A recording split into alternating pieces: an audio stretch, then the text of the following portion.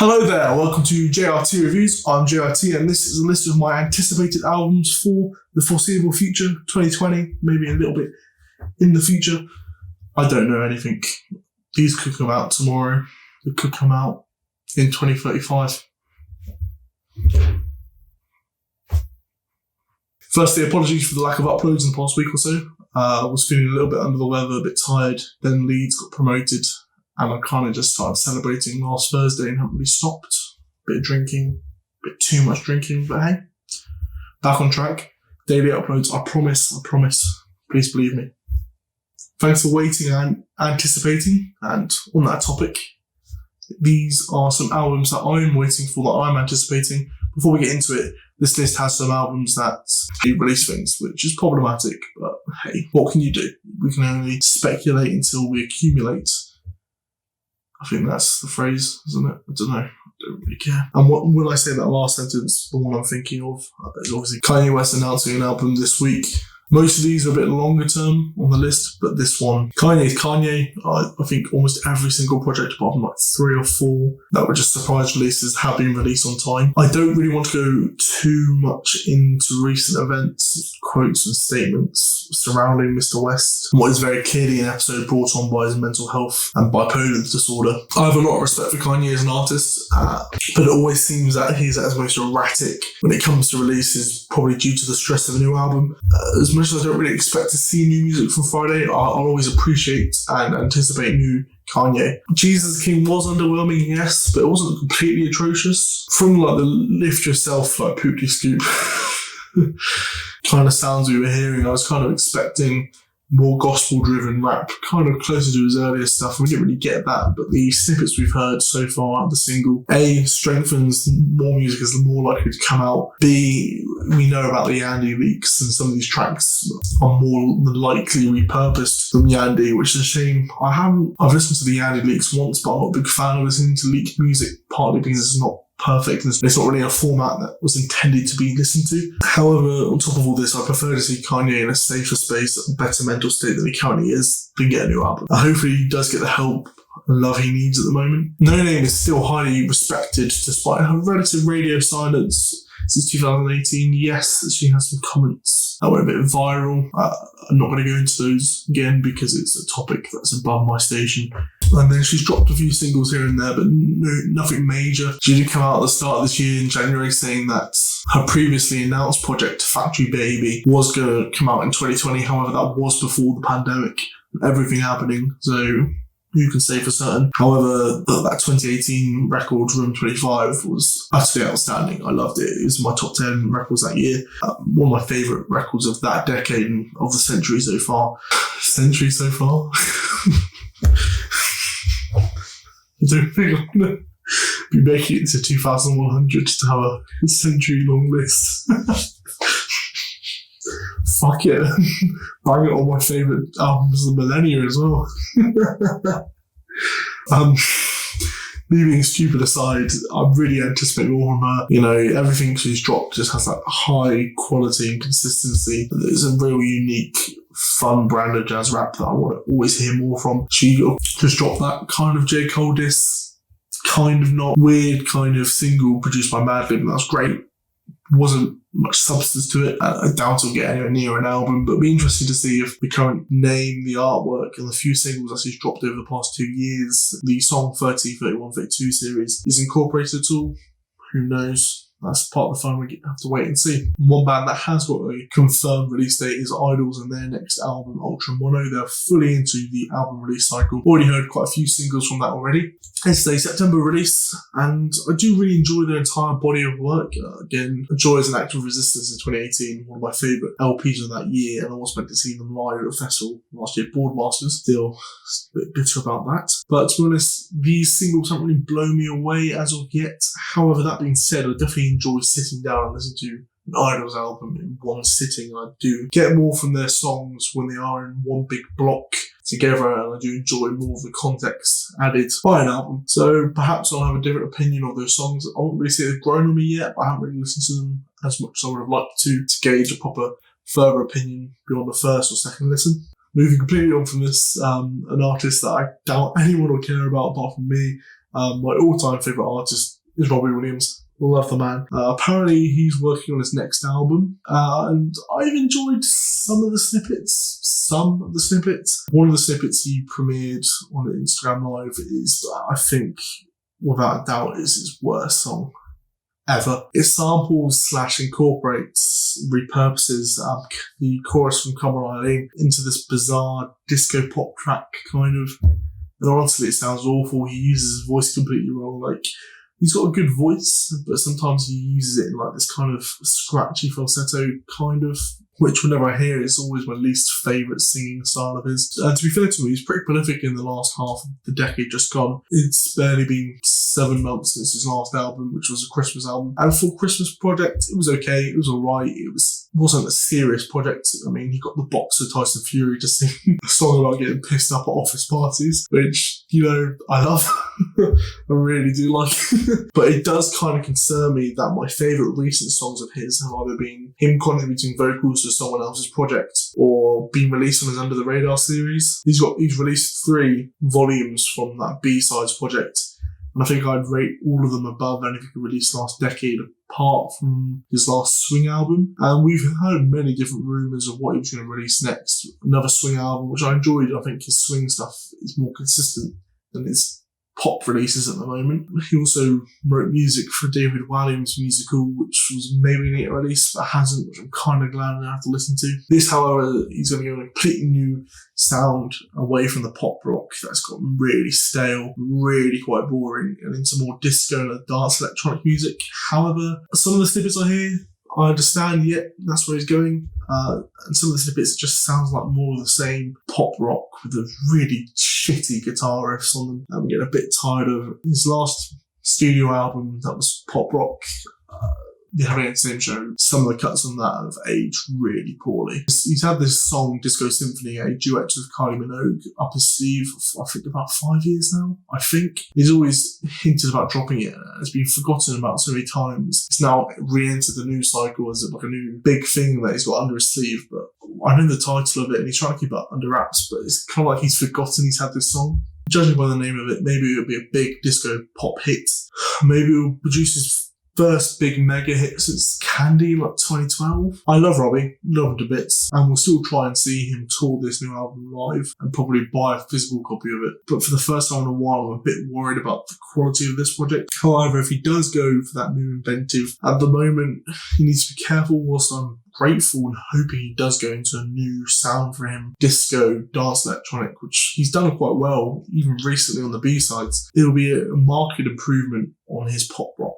However, the new disco wave we're currently experiencing is being done very well by up-and-comers in the pop world and also more established acts. Maybe, just hopefully, I pray, we will soon be living in a second golden age of Robbie. However, that's yet to be really seen. Speaking of disco and Kylie Minogue though, Kylie Minogue is back with her latest project Disco, which will come out I think in September. I'm not gagging for new Kylie, but maybe if there's any crossover with Robbie, it'll be interesting.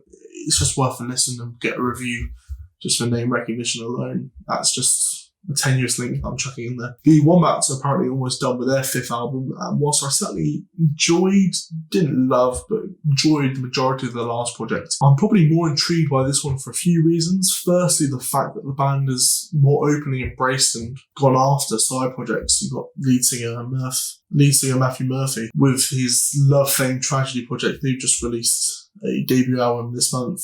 And then the remaining members, Todd Knudsen and Dan Haggis, have also released an EP of their own under the name Sunship Balloon. And of course, there's other projects people have been involved with previously from the band. But it's interesting to see a indie UK rock band from the heyday of the sound of the genre still together, still kind of experimenting with their sound and keeping things fresh. Interesting to see if they progress towards more experimental things they were flirting with on the last record. But hey, the Wombats, when I think of the indie rock scene, they aren't the top tier, but I'd argue they probably have the best longevity out of all of them. Apart from the Arctic Monkeys, I'd say. The Cooks kind of dropped off. The Pigeon Detectives dropped off, unfortunately, even though I love them. Kaiser Chiefs kind of dropped off. Tried to innovate, but couldn't really. Franz Ferdinand probably have done quite well. The Arctic Monkeys again. over the last few years, we are seeing big name bands from 10 years ago, 15 years ago, come back with more experimental new sounds and kind of moving away from the indie rock sound, leaving new bands to kind of fill the vacuum, like Blossoms, for example, the Sherlocks. It's all very interesting. I don't think any of those I've just mentioned are making new music. The Pigeon Detectives haven't made anything in, I think, 2 or 3 years. But I grew up in indie rock, always like to hear more from old bands that I recognise and familiar with, even if there isn't any news about them currently. One band, though, that is certainly fresh, that certainly is the Zeitgeist, I'd say. Brockhampton, they kept us well fed throughout lockdown with their technical difficulty live streams every week. Luckily, my sleep schedule was ruined, so got to watch those despite them happening in America. And when my sleep schedule was okay, I'd wake up to new Brockhampton. Brilliant time to be alive, apart from the coronavirus. And whilst there's certainly enough music from that to be an EP, and I enjoyed quite a few of the tracks, it wasn't officially released as a project that you can go and listen to on Spotify. You had to download the songs yourself and stuff. Still, I'm not complaining, especially if the promises or rumours that we're due 2 albums relatively soon. 2 albums this year was kind of the motto from Kevin Abstract. However, Kevin Abstract says a lot of things. Definitely takes a lot of inspiration from his hero Kanye West. He changes his mind a lot throughout the creative process and the album rollout. But the fact that the group has obviously released 3 albums in a year before and is under a very tight contract now in terms of producing 6 albums in 3 years for RCA. We've had only 3 in 2. Then there's hope that they push out a few in quick succession. I absolutely adore the boys. I've got tickets to go see them in May next year now, I think it is. I can't wait for the next project. Hopefully we see even more beyond their record deal. There's always rumours that the band will find its creative wall and they'll just go their separate ways, but I think at the moment this might serve as kind of a reset, a new era of sound, a bit more poppy, but I'm looking forward to it. Can't wait for more Brockhampton. An album. Truly, I am anticipating where I've got my tweet notifications on for the Brockhampton account. It's one new Brockhampton. Just give it to me. Just give me a bit of Merlin, give me a bit of Dom, a bit of Joe, a bit of Kevin, a bit of Rommel, a bit of HK. I think Jabari's now spitting bars. Matt Champion, Little Rat Champion. Just give me that new Brockhampton. Just cook me up something nice. If you're wondering who my favourite member of Brockhampton is, it's definitely Hampton. Just carries that band. That's it for my big ones I want to talk about. I'll quickly fly through some albums, artists that I like to hear more from, or I'm anticipating, or they're on my list of releases that I'll get around to when they come out. If that makes sense. Quick fire mode. We'll start off with Joji and Nectar. I enjoyed the lo-fi sounds of Ballads 1's debut, or certainly enough to pique my interest, but I feel like this project is make or break for Joji if you really will become more than just the internet's darling, kind of like Troye Sivan entering the mainstream. Troye Sivan? It's Troye Sivan, isn't it? Troye Sivan's another one I believe releasing an album later this year, and I'm anticipating it. I'm looking forward to it. It definitely will get a listen from me. Lana Del Rey's next project, Chemtrails Over the Country Club, is another project that I am interested in hearing, mainly for the issues surrounding it.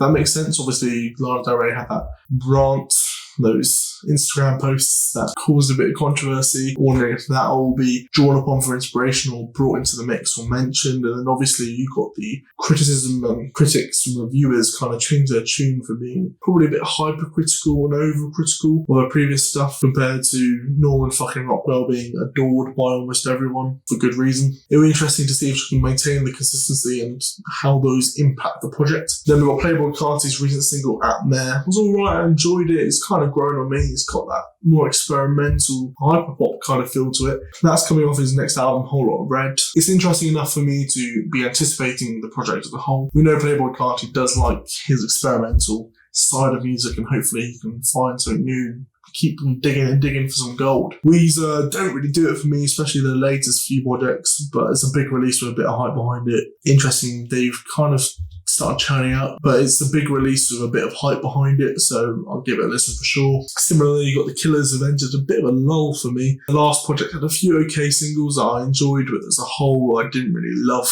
the album. Hopefully they can pull it back with Imploding the Mirage. Everything just around the corner with Reanimator.